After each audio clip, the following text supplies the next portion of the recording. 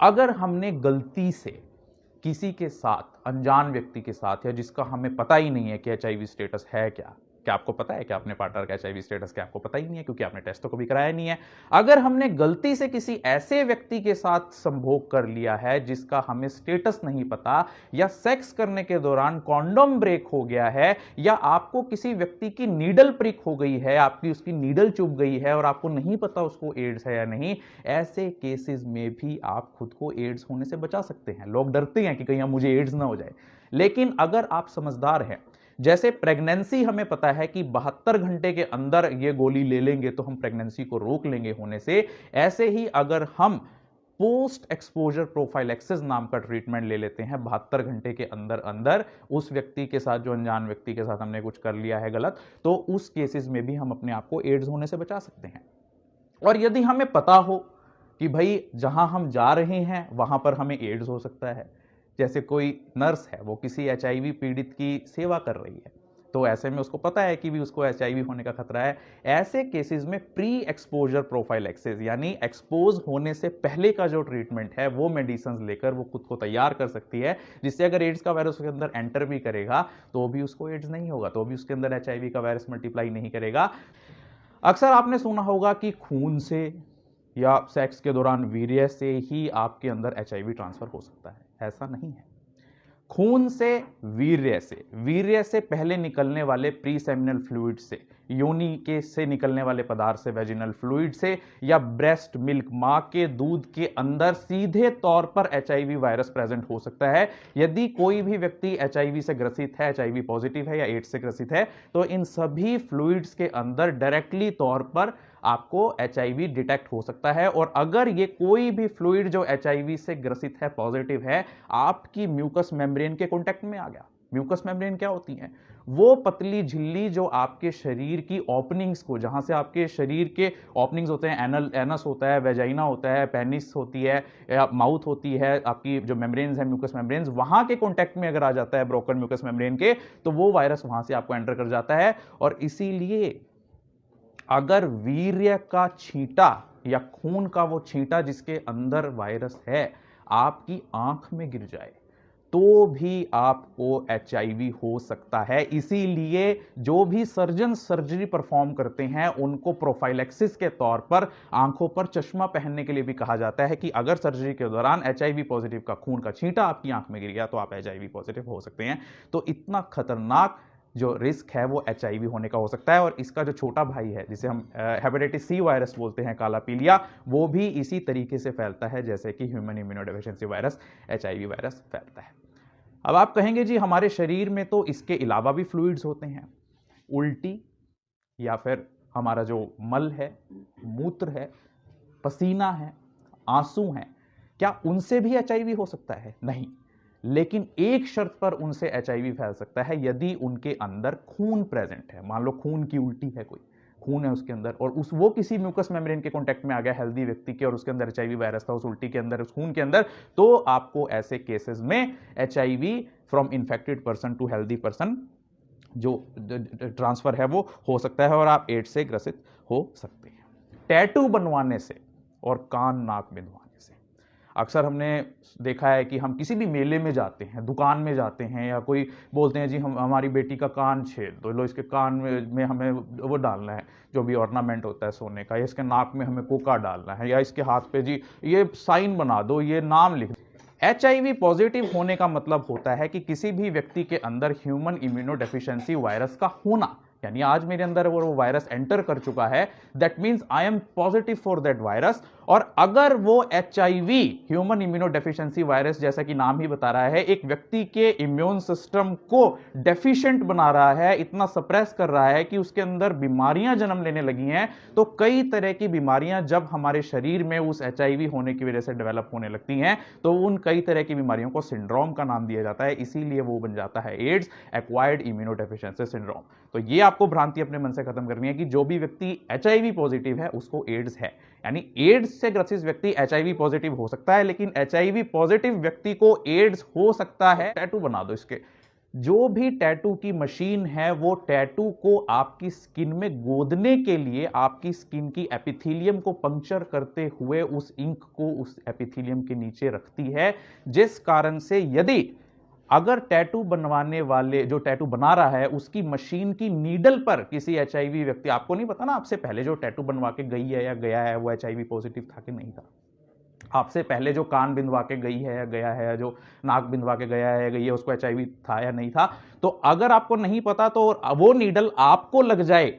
आपको तो बेचारे भोलेपन में आप टैटू बनवा रहे हैं, तो ऐसे केस में भी आपको HIV from infected person to healthy person transfer हो सकता है। अब जी क्या करें, टैटू तो बनवाना है हमने।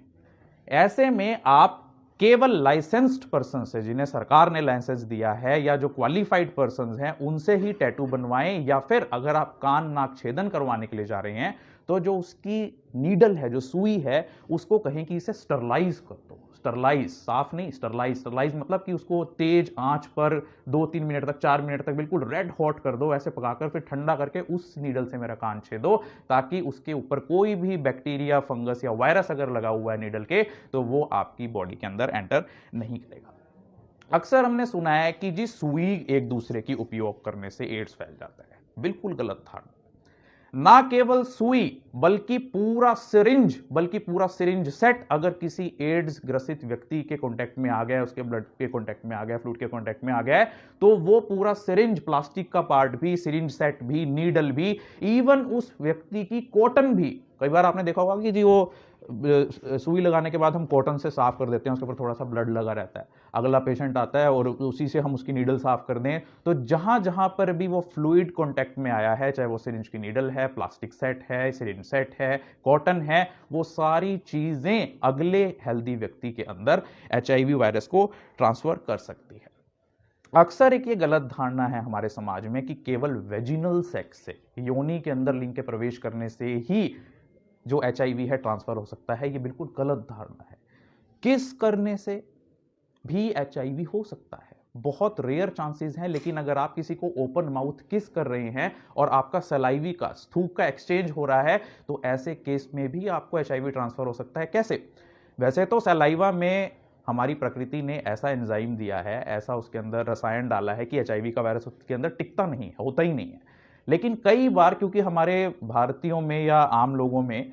मुंह के छाले हो जाते हैं या पस हो जाती है, या आपने देखा होगा मसूड़े फूल जाते हैं, उसके अंदर से खून आने लगता है, जी मेरे ब्रश करते हुए मसूड़ों में खून आता है। अगर वो खून आपके सलाइवा में प्रेजेंट है और सामने वाले व्यक्ति को भी छाले हैं मुंह के अंदर, या उसके अंदर मसूड़ों के अंदर सूजन है, या उसके मसूड़ों के अंदर कहीं पे ब्लड कांटेक्ट होने का रास्ता है, तो ऐसे में ओपन माउथ किस करने से भी आपके अंदर एचआईवी वायरस ट्रांसफर कर सकता है। ओरल सेक्स करने से,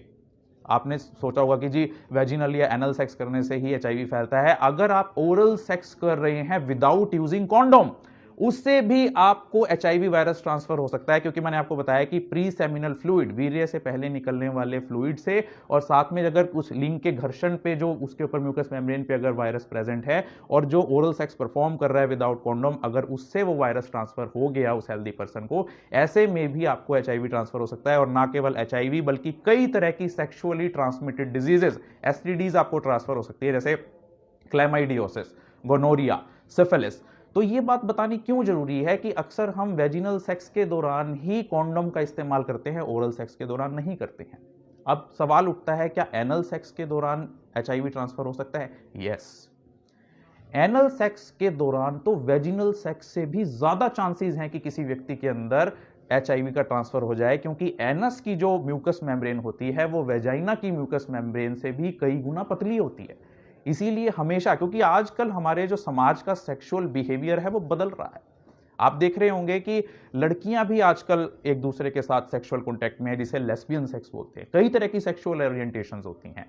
गे, लेस्बियन, ट्रांसजेंडर, बाइसेक्सुअल, स्ट्रेट। तो ऐसे में अगर गर्ल्स एक दूसरे के साथ आईवी ड्रग्स ले रही हैं, और ये जानना क्यों जरूरी है? हम लोग आईवी ड्रग्स लेते हैं, पहले ही हमें नहीं पता, हम होश में नहीं है ड्रग्स ले रहे हैं, तो इंट्रावेनस तरीके से जो एक दूसरे के साथ सुई एक्सचेंज करके ड्रग्स लेती हैं लड़कियां या लड़का लड़की या लड़के लड़के आपस में, ऐसे केसेस में उनके अंदर जो HIV वायरस है वो ट्रांसफर हो सकता है। सेकंड, जैसे मैंने आपको बताया कि वेजिनल फ्लूइड में HIV प्रेजेंट होता है, तो ऐसे में अगर एक दूसरे के साथ वो ओरल सेक्स परफॉर्म कर रही हैं, ऐसे केसेस में HIV वायरस ट्रांसफर हो सकता है, या सेक्स टॉयज या सेक्स ऑब्जेक्ट्स वो यूज कर रही हैं, ऐसे केसेस में आपके अंदर HIV वायरस ट्रांसफर हो सकता है।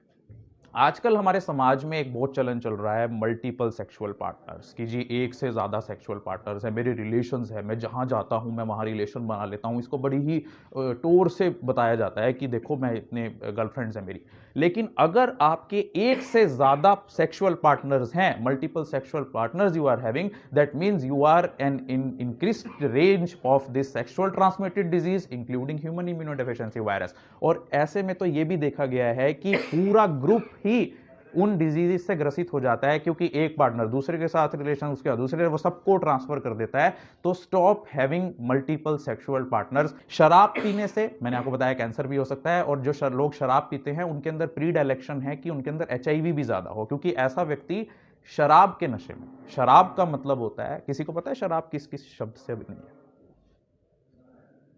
Anyone knows that what is the complete meaning of शराब? शराब दो वर्ड से मिलकर बनी है, शर जिसे फारसी में कहते हैं फसाद,